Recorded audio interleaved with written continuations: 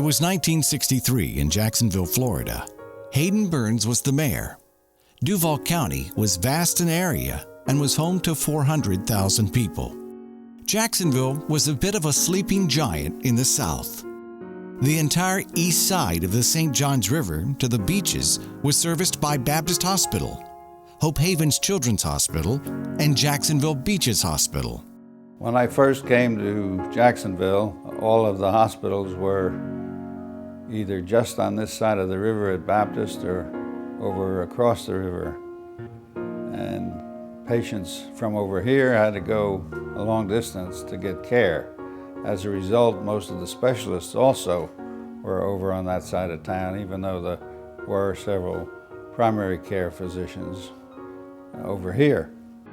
Despite these well-established medical facilities, Jacksonville lacked a significant number of hospital beds, making elective admissions or surgeries difficult to be scheduled without delays.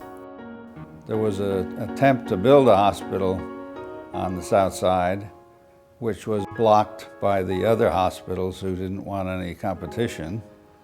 And it took quite a lot of doing to finally get the certificate of need to build the hospital.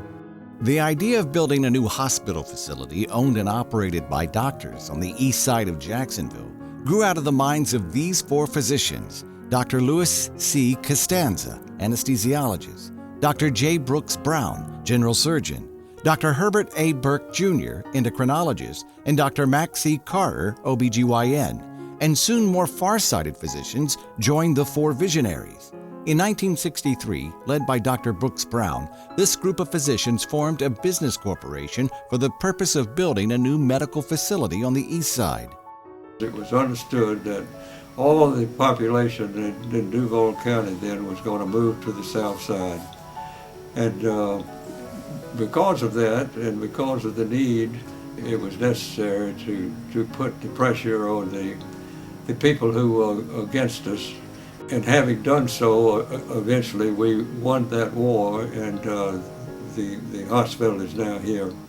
On December 14, 1964, the Florida Development Commission approved the disbursement of $1.5 million in federal funds for the proposed construction of a not-for-profit 200-bed full-service hospital on University Boulevard to be named Memorial Hospital of Jacksonville. The new name would memorialize all past prominent medical practitioners of Jacksonville, and the name was a tribute to doctors of the past.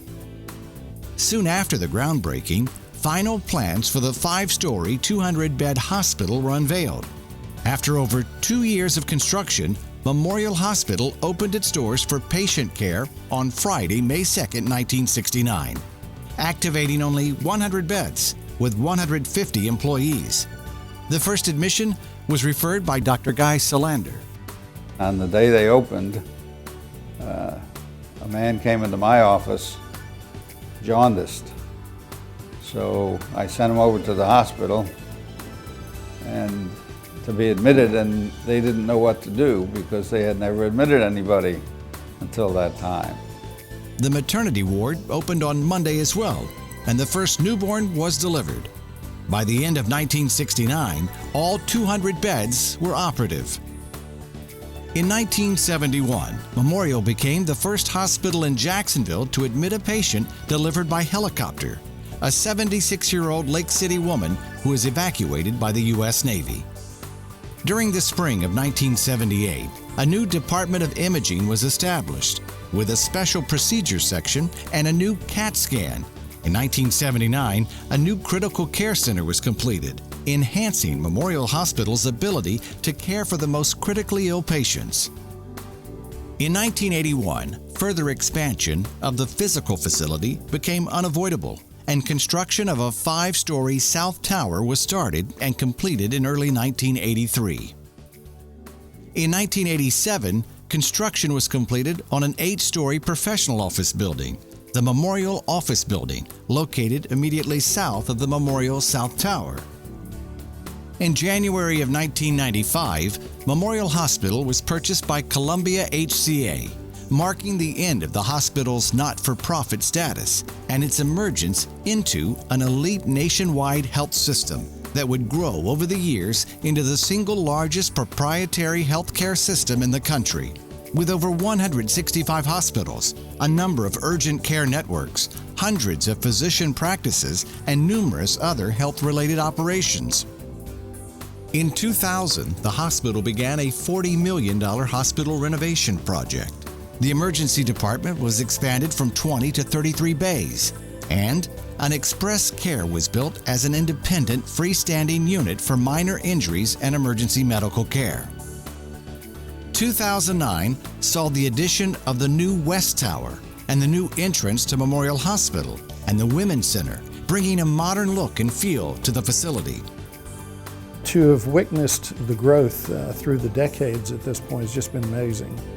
Memorial prided itself when it was first founded by a group of very, I would say, courageous physicians, prided itself on being a physician-friendly facility, where we would try to optimize patient care, remove the obstacles, the things that we felt hampered patient care in the past.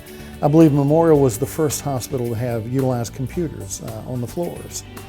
And in the early days, to see those typewriters and the tractor feeds and all that business, and to see where we are today, it's just been an amazing journey.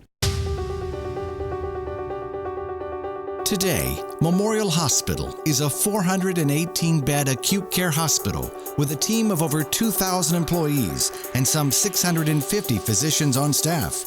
In addition to offering a full line of medical services, including an accredited chest pain center, certified stroke center, dedicated heart center, a state-of-the-art spine and joint center, and a maternity center known as Special Beginnings, Memorial continues to grow and add new services to meet the needs of the growing population. For example, in recent years, Memorial has added 2 freestanding emergency departments, one located on Atlantic Boulevard and the other in Julington Creek, bringing emergency care into the growing neighborhoods and close to where patients live. And plans are now underway to add a 3rd freestanding ER in Mandarin, just south of I-295. Emergencies can be very stressful, and Memorial's mission is to be there 24/7 to care for everyone's emergency medical needs. The hospital has also recently expanded its level of specialized care to include a dedicated area for pediatric emergencies, as well as an inpatient unit where children of all ages can receive overnight care. As the single busiest ER in Jacksonville, Memorial treats nearly 20,000 pediatric patients a year in the Emergency Services Department, many of whom require hospitalization. And by offering this expanded level of care, Memorial is now able to better serve families who seek comprehensive pediatric care without having to be transferred to another hospital. On the other end of the spectrum, Memorial has also added a geriatric behavioral health unit to complement its traditional adult behavioral unit, the Pavilion.